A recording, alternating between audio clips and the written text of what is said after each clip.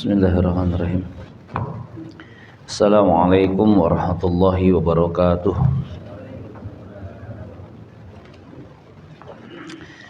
Alhamdulillahi wa kafa, wassalatu wassalamu ala rasulihil mustafa wa ala alihi wa ashabihi ahlus sidqi wal wafah. Ashhadu an la ilaha illallah wahdahu la syarika lahu wa ashhadu anna Muhammadan abduhu wa rasuluh. Allahumma salli wa sallim wa barik ala Muhammad wa ala alihi wa ashabihi wa mawalah. Asbahna ala fitratil Islam wa ala kalimatil ikhlas wa ala dini nabiyina Muhammadin sallallahu alaihi wasallam wa ala millati abina Ibrahima hanifa muslima wa makana minal musyrikin. Rabbi shrah li sadri wa yassir li amri wa hlul 'uqdatam min lisani yafqahu qawli. Allahumma la sahla illa ma ja'altahu sahla wa anta taj'al khazna idza syi'ta sahla. Allahumma inna nas'alukal huda wal afafa wal ghina. Allahumma ati nufusana taqwaha wa zakkiha anta khairu man zakkaha anta waliyuha wa maulaha. Hadirin jamaah salat subuh yang semoga dirahmati Allah Subhanahu wa taala. Alhamdulillah kita bersyukur memuji Allah Subhanahu wa taala. Kembali Allah pertemukan kita dalam majelis ilmu. Bersyukur dengan nikmat yang Allah berikan kepada kita, karena dengannya kita dimudahkan oleh Allah untuk mengawali hari-hari kita dengan aktivitas amal-amal solih. Dimudahkan kita bangun, digerakkan langkah kaki kita, hingga kemudian setelah kita dimudahkan menaikkan kewajiban kita, Allah pun masih menggerakkan hati kita untuk hadir dalam majelis ilmu. Mudah-mudahan rangkaian kita di hari ini senantiasa dijaga, dibimbing oleh Allah Subhanahu wa taala, dijauhkan dari hal-hal yang mengandung madarat, baik madarat dunia ataupun akhirat. Allahumma amin. Baik hadirin jamaah yang semoga dirahmati Allah Subhanahu wa taala. Sampai pada pembahasan perang Bani Quraidah, kita sudah menceritakan kronologi dan jalurnya peperangan, di mana ini terjadi pasca perang Khandaq, dan kita sudah sering sampaikan setiap perang-perang besar yang dialami oleh Rasulullah SAW selalu kemudian diiringi dengan pengusiran Yahudi, dari mulai pasca perang Badar, ya, lalu kemudian terjadilah pengkhianatan yang dilakukan oleh Yahudi Bani Qainuqa, ya, dengan melakukan pelecehan terhadap wanita muslimah di pasarnya, ya. Lalu kemudian Rasul bersikap tegas mengusir mereka. Lalu kemudian pasca terjadinya perang Uhud pun sama, ya. Diusirnya Yahudi Bani Nadir karena melakukan sebuah pelanggaran, di mana di antara isi perjanjiannya kaum Yahudi yang tinggal di Madinah itu juga kemudian harus membantu kaum muslimin ketika dalam urusan diat darah, karena pasca perang Uhud ini kemudian mulai terjadi penyerangan-penyerangan terhadap kaum muslimin, tipuan-tipuan terhadap kaum muslimin, sehingga terjadi peristiwa-peristiwa berdarah yang menjadikan Rasul harus melakukan kunut nazilah. Peristiwa Bi'ru Ma'unah, ya, yang kemudian sebagian kaum muslimin itu kemudian membunuh salah seorang kafir yang terikat perjanjian dengan umat Islam, yang dengannya harus bayar diat. Ketika Rasul kemudian minta komitmen dari Yahudi Bani Nadir untuk sama-sama memberikan bantuan, sama-sama menolong, lantaran itu menjadi salah satu isi perjanjian ya, untuk tinggal di Madinah, ya. Namun kemudian Bani Nadir melakukan pengkhianatan dengan keinginan membunuh Nabi, dan malaikat Jibril memberitahukan efeknya Yahudi Bani Nadir semuanya harus terusir. Tak terkecuali pasca perang Khandaq pun sama. Lantaran Bani Quraidah melakukan pengkhianatan, ya, melanggar perjanjian, bergabung bersama pasukan Ahzab. Pasca perang Ahzab inilah kemudian Allah Subhanahu wa taala memutuskan untuk mengusir, untuk kemudian menghabisi Yahudi Bani Quraidah. dan keputusan itu diserahkan kepada sahabat besar Sa'ad bin Mu'adz, di mana beliau kemudian memutuskan sesuai dengan apa yang Rasulullah sallallahu alaihi wasallam harapkan, ya.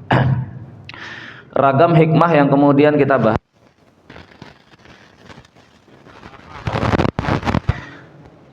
dalam konteks keislaman, bolehnya memerangi satu kelompok yang kemudian melanggar sebuah perjanjian, ya.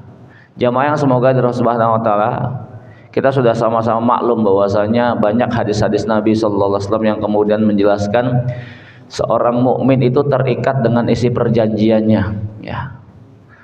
Artinya bagian daripada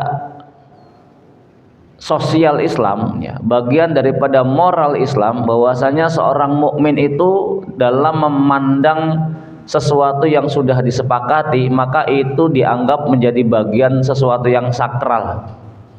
Nggak boleh kemudian muncul keinginan pengkhianatan terhadap sebuah perjanjian yang telah disepakati bersama, ya.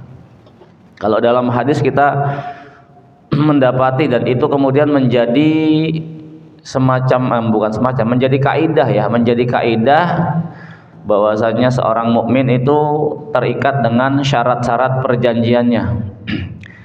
Selama isi perjanjian tersebut tidak menghalalkan sesuatu yang haram atau mengharamkan sesuatu yang halal. Karena kalau urusan halal haram ini mutlak milik Allah dan Rasul. Kita manusia itu tidak memiliki hak untuk menetapkan apakah sesuatu itu halal atau sesuatu itu haram.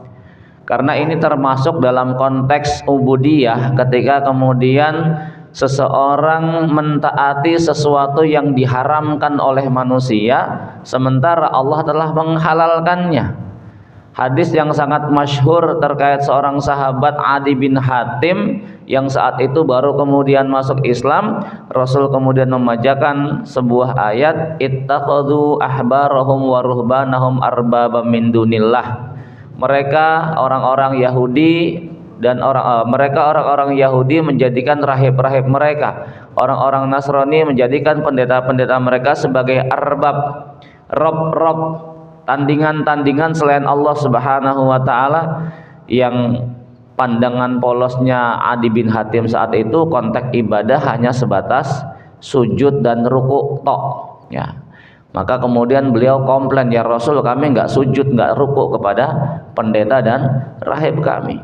Nah, Rasul kemudian menegaskan, bukankah para pendeta itu menghalalkan sesuatu yang Allah haramkan dan kalian pun mentaatinya? Oh iya, kalau itu, karena kami harus manut. Dan mereka mengharamkan sesuatu yang Allah halalkan, kalian juga mengikutinya, mematuhinya. Fatil ka'ibadatuhum, itulah bentuk ibadahnya mereka terhadap para pendeta dan rahib. Sepakat terhadap sesuatu yang telah yang diharamkan padahal Allah telah menghalalkan, ini menjadi satu bentuk peribadatan, ya. Karena sekali lagi hak prerogatif untuk menentukan itu halal atau haram adalah mutlak milik Allah Subhanahu wa taala. Manusia nggak punya kuasa atas itu, sehingga untuk menetapkan sesuatu itu haram atau halal, ini landasan dalilnya harus qat'i, harus jelas, gitu. Nggak kemudian sekedar asumsi. Jamaah yang semoga dirahmati Allah Subhanahu wa taala, kita kembali kepada bolehnya memerangi mereka yang mengkhianati perjanjian. Tadi kita katakan bahwasanya bagi seorang mukmin menunaikan apa yang sudah disepakati ini merupakan sesuatu yang sakral. Karena banyak perintah Allah Subhanahu wa taala, ya, untuk kemudian tidak berlaku khianat terhadap sebuah perjanjian, terhadap sebuah amanah. La takhunullaha war rasula wa takhunu amanatikum. Bagian daripada sesuatu yang sudah disepakati. Nanti dalam pembahasan Sulhul Hudaybiyah insyaallah itu akan lebih jelas. Kenapa? Sekalipun secara zohir semua isi perjanjian yang ada di dalam Sulhul Hudaybiyah itu merugikan kaum muslimin, namun Rasulullah sallallahu alaihi wasallam sebagai seorang nabi, ini bukan kemudian berdasarkan intuisi kenabian, enggak, ya, namun murni kemudian wahyu dari Allah Subhanahu wa taala, beliau tetap kemudian menyepakati itu semua. Dan nggak pernah kita dapatkan sejarah kaum muslimin ketika kemudian membuat sebuah perjanjian dengan pihak lawan, lalu kok kemudian kaum muslimin menyelisihi pertama kali, itu enggak. Ya, yang ada selalu kemudian dikhianati, apalagi kalau isi perjanjiannya dengan orang-orang Yahudi. Karena memang karakter mereka begitu. Ya. Bahkan dalam Al-Qur'an tuh Allah kemudian banyak menyebutkan tentang culasnya karakter mereka, berangkat dari perasaan superioritas bahwasanya mereka ini bangsa pilihan, menganggap mereka yang bukan ras Yahudi itu jenis manusia ketiga, bangsa ketiga yang kemudian nggak punya hak hidup gitu ya. Laisa alaina fil ummiyina min sabil. Itu kalau dalam Al-Qur'an kan Allah menyebutkan orang Yahudi itu kalau kemudian ngutang ngerasa nggak punya kewajiban untuk melunasinya, apalagi ngutangnya sama bangsa Arab. Tapi kalau kemudian orang Arab ngutang sama Yahudi, wah tagihin terus. Ya, tapi kalau mereka ngutang kepada bangsa Arab, laisa alaina fil ummiyina min sabil, enggak ada kewajiban kami terhadap orang-orang ummi itu ya, buta huruf itu untuk kemudian kok menunaikan hutang-hutang kami, enggak ada. Kami bangsa pilihan Tuhan. Tuhan cinta sama kami. Nahnu abnaullahi wa ahibba'uh, kami adalah anak-anak Tuhan dan kesayangannya gitu kan, sehingga merasa dirinya itu boleh melakukan apapun terhadap mereka yang ada di luar ras Yahudi. Dan dari dulu sampai sekarang sama gitu karakternya ya. Netanyahu itu kan kayak apa gitu ya, ngerasa superioritasnya itu luar biasa, nggak ada yang kemudian bisa nyentuh ya. Baik, lalu kemudian ibrah yang lainnya ya, bolehnya bertahkim dalam memutuskan perkara kaum muslimin. Kita tahu dalam konteks hari ini ya, dalam konteks kisah ini ya. Di sini kemudian disebutkan Imam Nawawi rahimahullahu taala berkata, peristiwa ini menunjukkan bolehnya bertahkim dalam memutuskan perkara kaum muslimin kepada seorang muslim yang adil dan layak untuk memutuskan perkara. Para ulama telah menyepakati dalam kasus kaum Khawarid. Kaum Khawarid ini menolak Ali radhiyallahu anhu. Ini dalam peristiwa perang Siffin ya. Karena di antara ujian fitnah yang kemudian menimpa kaum muslimin di eranya Ali radhiyallahu anhu, itu ada dua peperangan besar yang terjadi antar sesama kaum muslimin. Satu perang Jamal antara Ali radhiyallahu anhu dengan ibunda Aisyah radhiyallahu anha. Yang kedua perang Siffin antara Ali radhiyallahu anhu dengan sahabat Muawiyah radhiyallahu anhu. Yang kedua-duanya sama-sama dilatar belakangi ijtihad ya. Perbedaan ijtihad, yang satu segera menuntut diselesaikannya urusan darah Utsman, sementara pihak Ali ini kalau kemudian langsung di kisos terhadap kasus darah Utsman, stabilitas negara sedang tidak baik-baik saja gitu ya. Maka pengennya Ali itu tunggu dulu biar kemudian stabilitas negara ini normal, baru kemudian dilakukan usut terhadap kasus terbunuhnya Utsman bin Affan. Dan kita tahu Utsman bin Affan itu Masya Allah ya, mantu Rasulullah SAW, nggak cuma satu ya, dua putrinya Rasul dinikahi oleh Utsman bin Affan ya, bergantian ya, nggak kemudian barengan ya, karena yang pertama kemudian meninggal, Rasul kemudian menikahkan dengan putri yang lainnya. Maka Utsman bin Affan julukannya adalah apa? Julukan Utsman bin Affan itu apa? Zunnurain ya, orang yang memiliki dua cahaya karena menikah dengan dua putri Nabi ya, Ruqayyah dan siapa putrinya Nabi yang dinikahi Utsman? Ruqayyah dan bukan lupa namanya, Ruqayyah dan Ummu Kulsum ya. Nah, baik jamaah yang semoga Allah Subhanahu wa taala, karena Utsman juga kemudian terfitnah dianggap melakukan nepotisme dalam kepemerintahannya. Karena memang dalam masa pemerintahan Utsman bin Affan banyak anggota keluarganya kemudian diangkat jadi pejabat oleh Utsman. Cuman itu bukan salahnya Utsman. Kenapa? Sahabat-sahabat yang lain nggak kemudian mau ketika ditawari jabatan itu. Sehingga kemudian yang ditawari dari anggota kerabatnya, ya keponakannya, ya sepupunya, ya pamannya gitu. Sahabat-sahabat yang tawarin nggak ada yang kemudian menginginkan kedudukan tersebut. Nah, dianggap kemudian melakukan nepotisme, korupsi, kolusi dan lain sebagainya. Digerakkanlah kemudian orang-orang yang ya mental tempe, iman nempel gitu kan ya.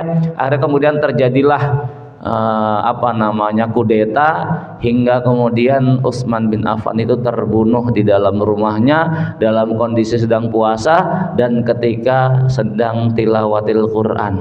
Masya Allah. Lalu kemudian beralih pemerintah kepada Ali radhiyallahu anhu, sehingga kemudian tadi fitnahnya perang Jamal dan perang Siffin. Perang Siffin ini terjadi antara Ali dengan Muawiyah, sekali lagi lantaran perbedaan ijtihad ya. Dalam perang Siffin inilah kemudian pihak Muawiyah merasa ngelihat pengen kalah ketika peperangan, segera kemudian mengangkat Quran, yang ini kemudian menjadi indikasi penyerahan, nyerah damai. Nah, sementara Ali memang sangat-sangat menginginkan perdamaian itu terjadi, sehingga segera kemudian Ali hentikan peperangan. Lalu kemudian urusan kedua ini diserahkan kepada masing-masing pihak. Dari pihak Ali kemudian menyerahkan kepada Abu Musa al-Asy'ari, dari pihak Muawiyah menyerahkan urusannya kepada Amr bin As. Keduanya kemudian rembukan, ngambil kata sepakat. Nah, dalam konteks ini Khawarij nggak setuju. Kenapa? Patokannya pakai ayat inil hukmu illa lillah, inil hukmu illa lillah. Hukum itu semata milik Allah. Wa man lam yahkum bima anzalallah fa ulaika humul kafirun zalimun fasikun. Bahkan ini terus digaung-gaungkan sepanjang hari ketika di kota Madinah. Bukan di kota Madinah. Di Irak atau Madinah saya lupa ya. Bahkan ketika Ali radhiyallahu, ketika kemudian sedang khutbah Jumat saja, orang-orang Khawarij kemudian interupsi. Bayangkan loh ya, khotib lagi khutbah Jumat interupsi. Kan kita nggak umum ya, nggak umum, memang nggak pernah ada kayak gitu kan ya. Lalu interupsi, teriak kemudian yang menyatakan tindakan Ali terhadap peristiwa hadis atau tahkim itu sesuatu yang batil karena dianggap menyerahkan hukum kepada manusia. Padahal menyerahkan hukum kepada seseorang yang memang layak, dia adil, kemudian memang layak untuk memutuskan sebuah perkara, itu sesuatu yang kemudian dibolehkan dalam Islam. Apa landasannya? Landasannya ketika kemudian Allah bercerita tentang kasus dalam rumah tangga, gimana seorang suami bertikai dengan istrinya, udah kemudian jalur damai nggak bisa juga, maka fab'asu hakaman min ahlihi wa hakaman min ahliha. Kirim seorang hakim dari pihak laki-laki dan pihak perempuan, entah itu pamannya, saudaranya, orang tuanya, lalu kemudian rembukan nyari jalan keluar. Kalau memang kedua belah pihak itu sama-sama menginginkan kebaikan, niscaya Allah bakal cenderungkan keduanya untuk kemudian gandeng lagi. Tapi kalau kemudian sama-sama nggak menginginkan kebaikan, ya sudah, meniscayakan kemudian untuk kalau memang baiknya harus tetap bersama, ya akan tetap bersama. Kalau kemudian baiknya harus misah, ya sudah misah. Dalam kasus rumah tangga yang itu relatif lebih kecil saja, itu kemudian diizinkan untuk mendamaikan, ngambil hakim dari pihak manusia, apalagi dalam kasus-kasus yang lebih besar.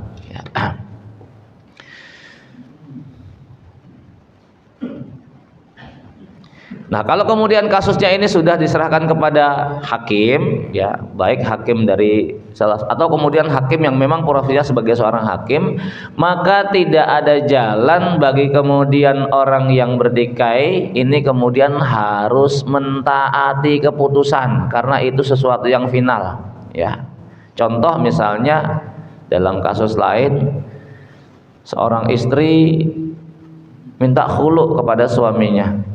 Tapi suaminya nggak mau menceraikan. Khulu itu berarti cerai dari pihak istri ya. Istri yang kemudian minta ya. Istri yang kemudian minta pegat ya.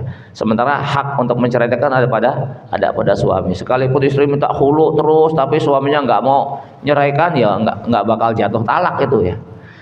Terus minta kok suaminya, tapi kemudian nggak mau mentalak istrinya. Istrinya udah nggak tahan, minta datang ke pengadilan, minta segala macam, sampai kemudian pihak hakim yang menangani hal tersebut, pengadilan menangani hal tersebut, dipelajari kemudian kasusnya, sampai pada kesimpulannya hakim ini memutuskan keduanya harus dipisah, ya.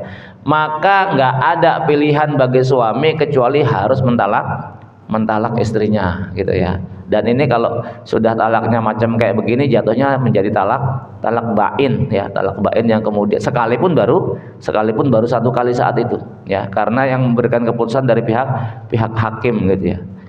Dalam hal ini masuk kasusnya sama sebagaimana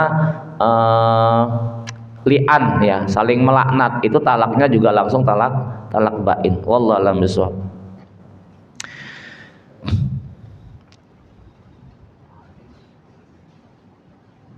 Lalu kemudian ibrah yang lainnya, kita tahu dalam peristiwa itu juga kemudian terjadi satu peristiwa di mana para sahabat sempat berselisih pendapat terkait masalah pelaksanaan sholat asar dengan hadis Nabi Sallallahu Alaihi Wasallam, di mana kemudian beliau bersabda, tidak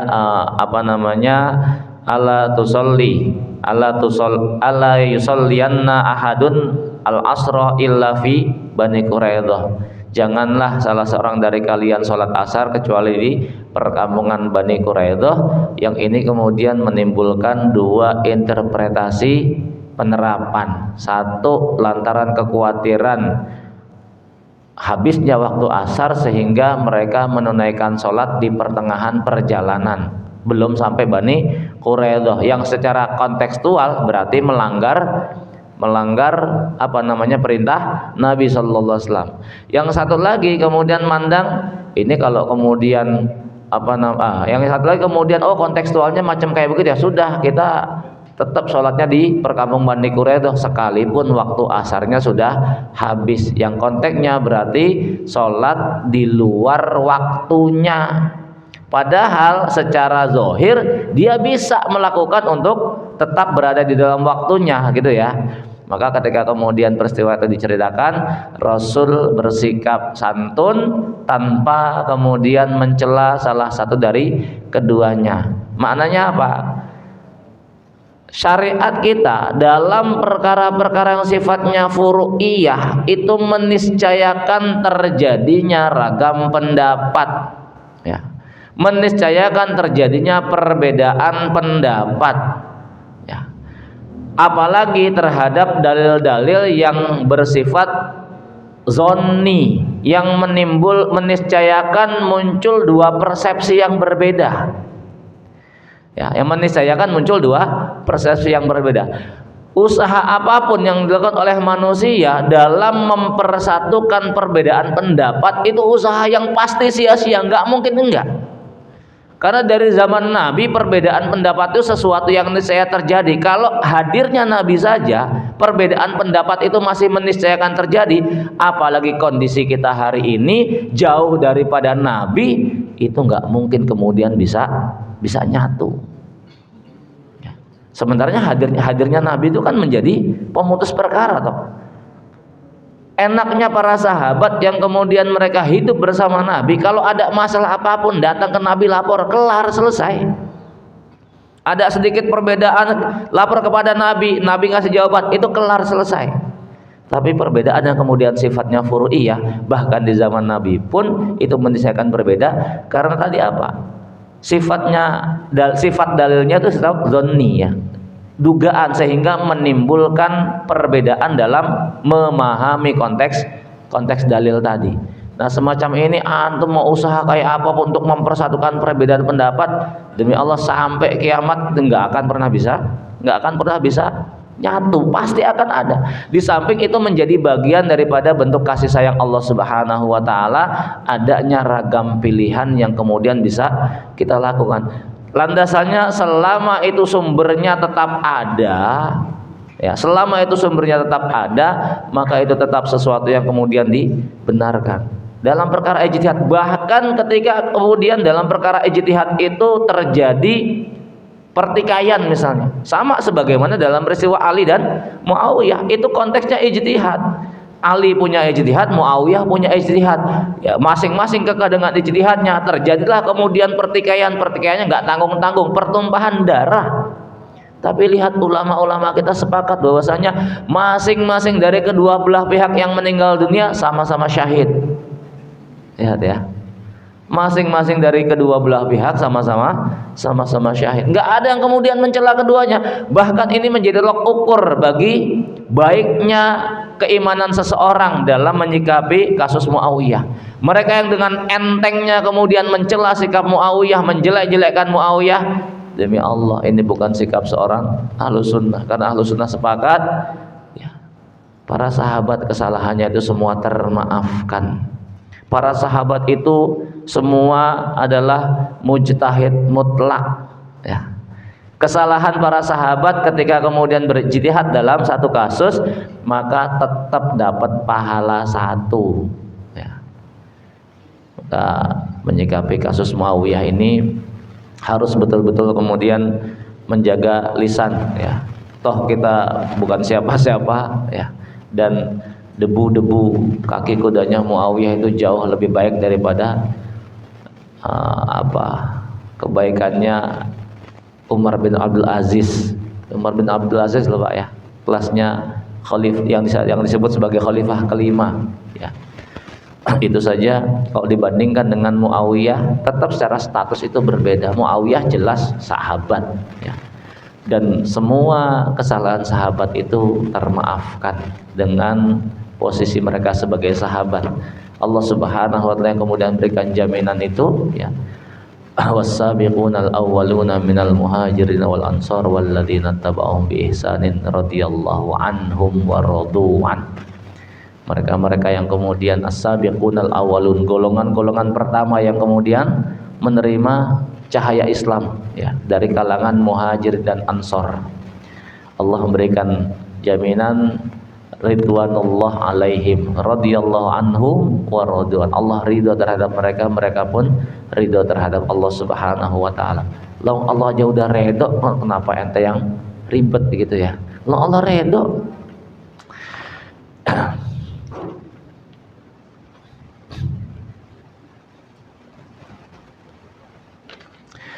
Lalu kemudian ibrah yang lainnya ya, ini kemudian terkait dengan orang-orang Yahudi, keyakinan kaum Yahudi terhadap kenabian Muhammad sallallahu alaihi wasallam. Ini dalam peristiwa ketika kemudian hendak mengeksekusi siapa? Huyai bin Akhtab ya. Huyai bin Akhtab yang kemudian gembosin Yahudi Bani Quraidah. Akhirnya kemudian terpengaruh ketika kemudian hendak dieksekusi, Huyai bin Akhtab tetap mengatakan, aneh nggak nyesel merangin ente gitu ya, aneh nggak nyesel merangin ente ya, sekalipun saya tahu kamu itu seorang nabi. Artinya apa? Secara konteks keyakinan, apa-apa yang kemudian mereka pelajari dalam Taurat itu memang menunjukkan betul bahwasanya Muhammad ini Rasulullah, utusan Allah, dan Quran itu menjadi risalah terakhir. Namun faktor yang kemudian menjadikan mereka enggan untuk menerima fanatisme kesukuan. Mereka merasa gengsi kalau kemudian kok mereka harus menerima kenabian itu dari pihak luar ras mereka. Karena memang selama ini Allah Subhanahu wa taala telah memuliakan mereka dengan banyaknya para nabi yang diutus di tengah-tengah mereka. Antum bisa lihat dari mulai pasca Nabi Yakub alaihissalam ya kan, dari Nabi Yakub yang kemudian Nabi Yakub itu punya 12 putra. Nah, dari salah satu ke-12 putra yang kemudian menjadi nabi, dan setelah itu seluruh nabi-nabi dan rasul itu menjadi salah satu dari keturunan mereka. Dari Nabi Yusuf ada, kemudian dari yang 12 yang lainnya itu juga kemudian ada ya. Nabi Musa itu dari jalur Lewi ya.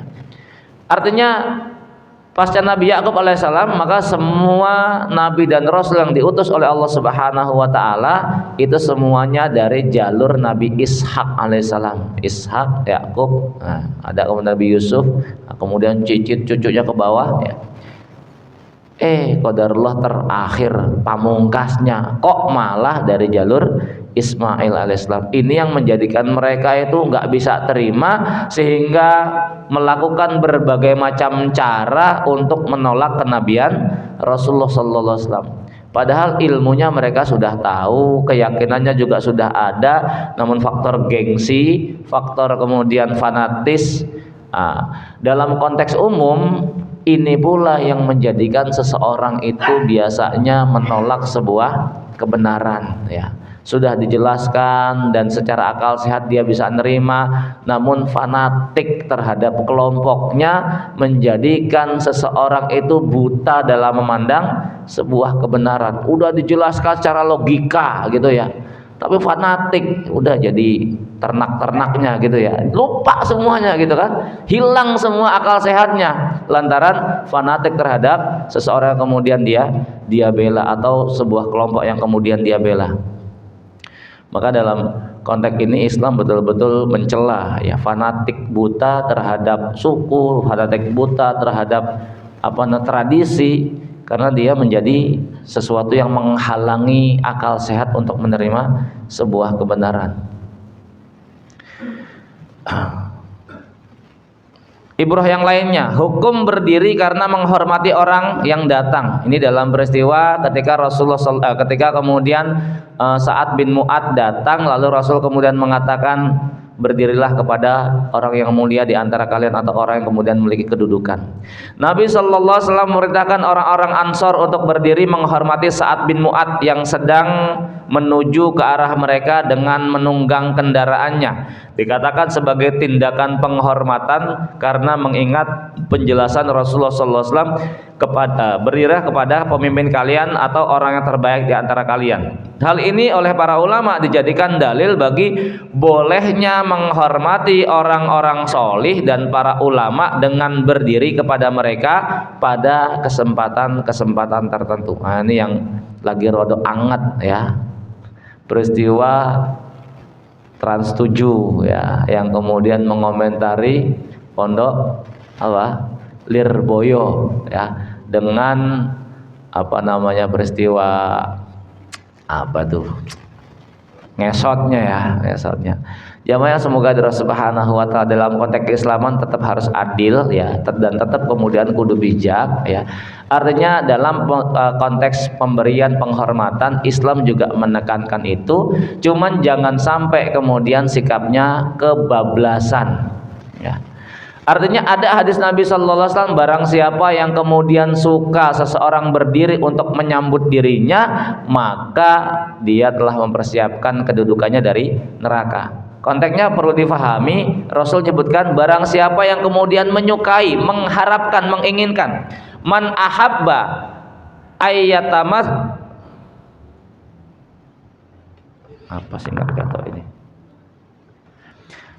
man ahabba ayyatamassala lahun nasu qiyaman falyatabawa maq'adahu minan nar. Barang siapa yang menginginkan agar orang-orang berdiri memberikan hormat kepada dirinya, maka hendaklah dia mempersiapkan tempat duduknya di neraka. Ini sama artinya dengan konteks kalau kemudian kita bahas apa itu taghut ya. Kullu ma ubida min dunillahi wa huwa radin. Segala sesuatu yang diibadahi kecuali selain Allah dan dia ridho dijadikan objek ibadah, dijadikan objek Tuhan. Artinya apa? Para ulama-ulama kita ketika kemudian datang kepada kita, lalu kemudian kita menyambut dengan berdiri, bukan bermakna kemudian dia minta untuk digituin gitu ya. Tapi itu sebagai sikap kita dalam menghormati mereka, dan kita anggap mereka orang soleh, itu sah-sah saja, boleh-boleh saja, tanpa kemudian sikap berlebihan. Ya, untuk terkait dengan pondok itu ya, memang tetap harus ada yang kemudian kita kritisi, tetap harus ada yang kemudian kita jelaskan, karena ada hal-hal yang kemudian memang tidak sesuai. Namun cara penjelasannya juga kudu bijak ya. Terlebih yang kemudian ngomentari nyaris kemudian nggak pernah ngerti dunia pesantren gitu kan ya. Maka ini juga perlu menjadi pertimbangan. Bukan berarti orang yang kemudian nggak pernah mengalami kemudian nggak boleh mengomentari. Enggak, tentu akan menjadi pincang kalau kemudian ngomentarinya sementara dia nggak ngerti isi daripada sesuatu yang kemudian sedang dia komentari. Kan tetap harus dipelajari dalam hal itu.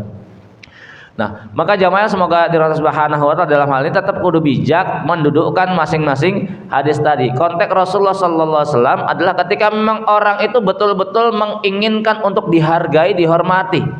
Artinya dia senang banget kalau kemudian ada dia datang orang langsung kemudian berdiri menyambut, ya kan. Namun kalau konteksnya itu sesuatu yang memang dia tidak harapkan, namun sudah menjadi kebiasaan orang tersebut kalau kemudian dia datang memang dihargai, dihormati, dan dalam konteks dunia kita hari ini seseorang itu akan menganggap lumrah, oh dia Pak Kiai, oh dia Pak Ustadz, oh dia misalnya seorang ulama mau balik, lalu kemudian orang datang menyambut, cium tangan, itu sesuatu yang kemudian secara moral dan etika kita saja itu sesuatu yang kemudian nggak ada salahnya, kecuali ketika kemudian sikapnya kebablasan tadi sampai kemudian harus dari jauh merendahkan diri betul-betul gitu ya, jadi kayak kedudukannya budak dengan majikan gitu.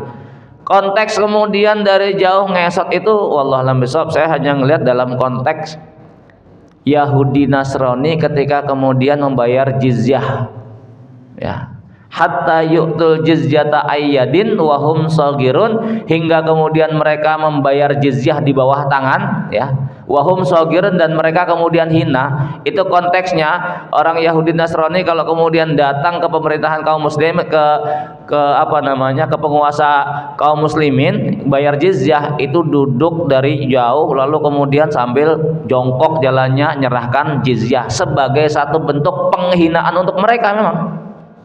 Tapi kalau kemudian seorang muslim dengan muslim yang lainnya, ini konteks semacam itu memang tidak dibenarkan ya. Hanya sekali lagi dalam kemudian mengkritisi juga kudu bijak. Kenapa? Karena wallahualam bishawab gini Pak ya, saya ngelihatnya ini ada wallahualam bishawab ya, sekedar analis ya. Kita tahu bahwasanya kekuatan umat Islam itu ada pada dekatnya umat dengan para ulama. Kita tahu kekuatan umat Islam itu ada pada masih yakinnya umat ini dengan kejujuran para ulama, adanya penghormatan umat ini kepada para ulamanya, adanya takzim umat ini kepada para ulamanya, sehingga ketika para ulamanya mengajak sesuatu, umat ini memberikan respon yang besar.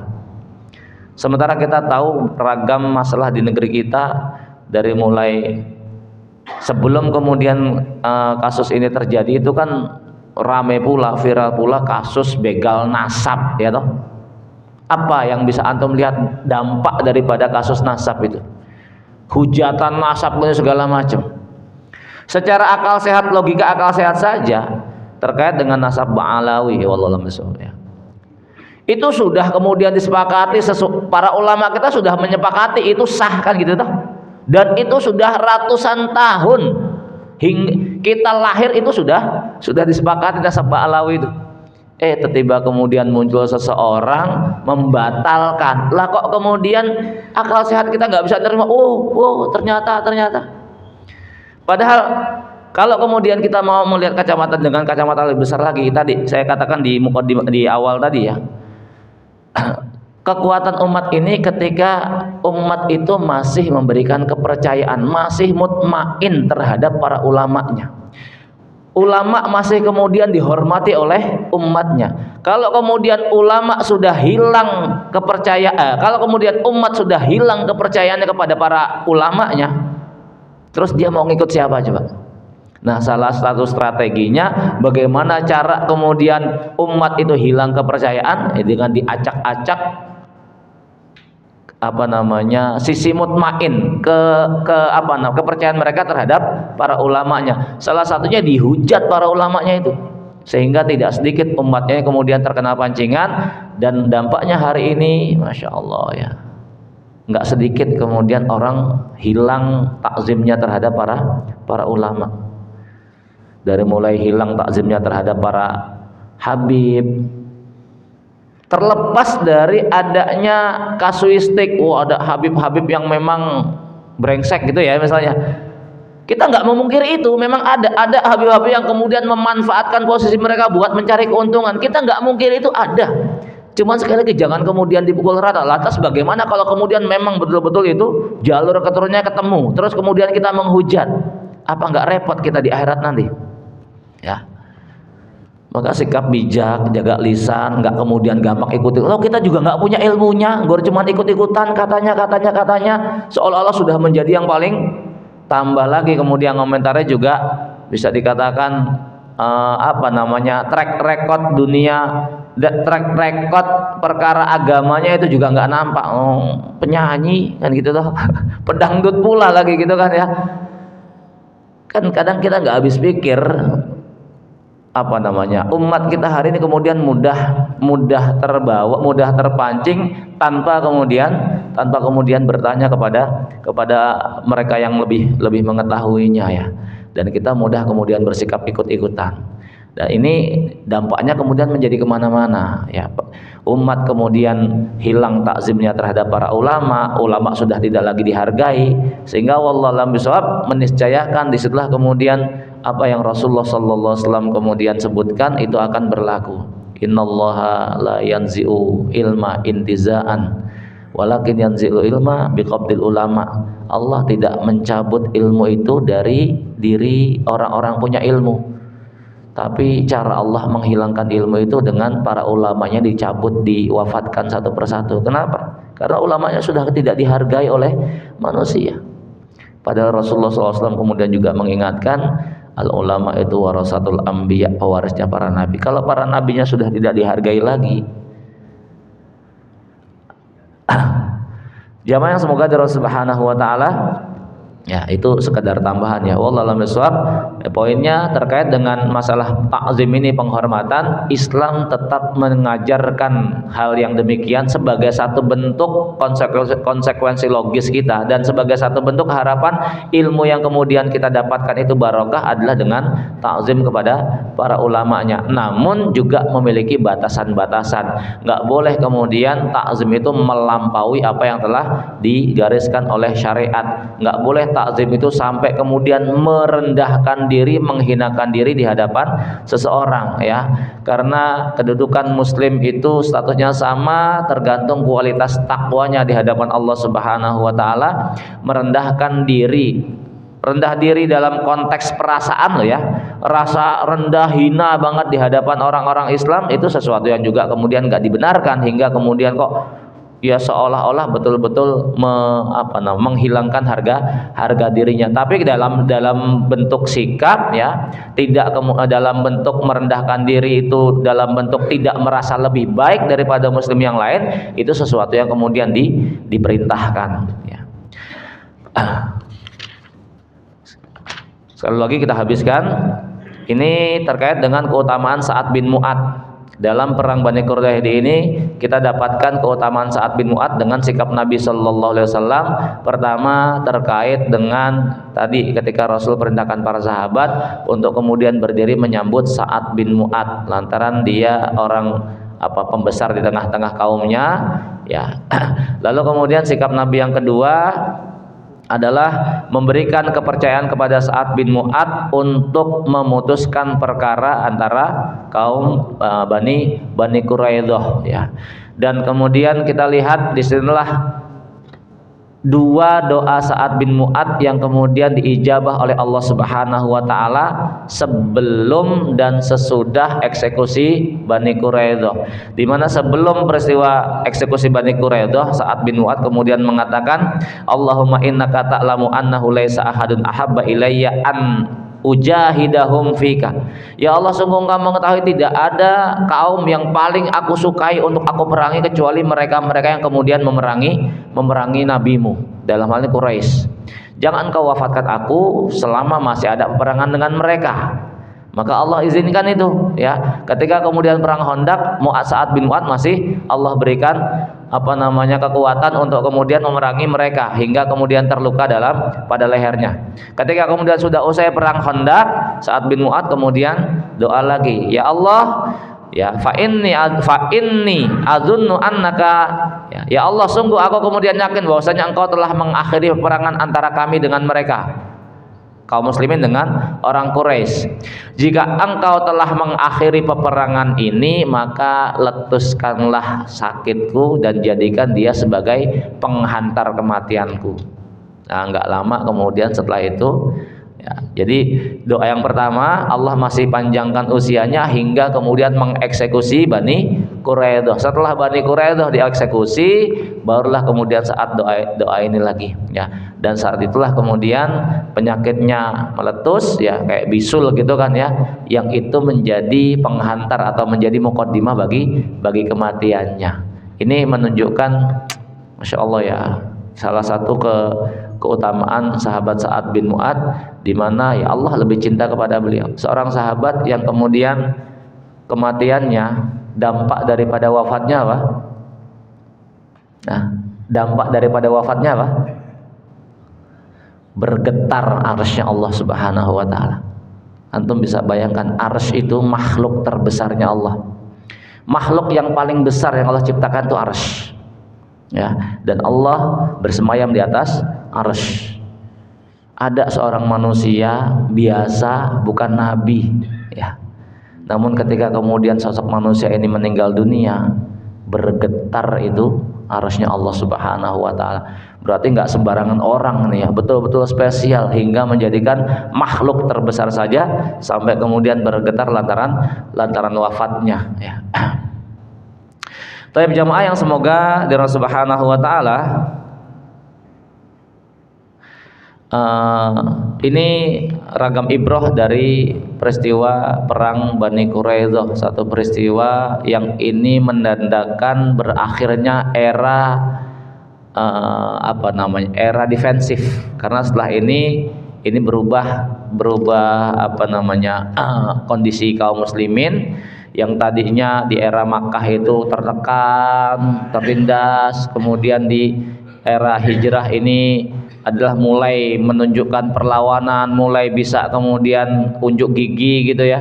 Baru setelah pasca Bani Quraidah ini percaturan dunia Islam sudah mulai berubah. Islam yang kemudian mulai memegang kendali nanti diawali pada peristiwa Sulhul Hudaybiyah, perjanjian Hudaybiyah yang terjadi antara Rasulullah, ya, yang kemudian mewakili kaum muslimin dengan orang-orang Quraisy dalam peristiwa ketika hendak berangkat umrah lalu kemudian terhalang, ya.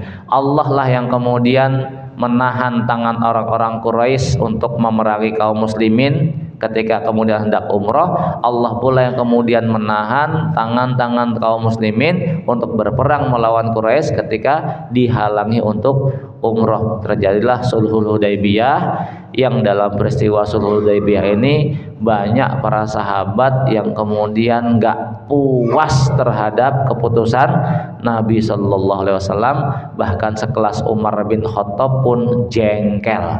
Namun sosok Abu Bakar yang kemudian tampil menenangkan, sekedar ucapan, ya wahai Umar, dia itu nabi, nggak mungkin salah. Udah toh, terima saja, kamu nggak usah mikir dengan akalmu, gitu loh bahasanya.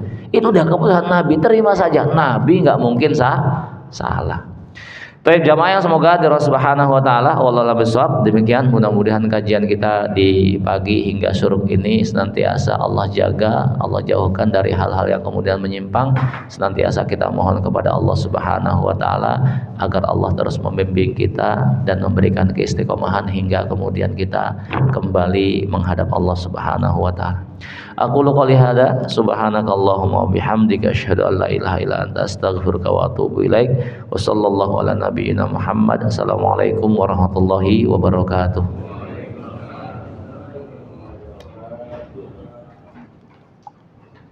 Mau minum teh?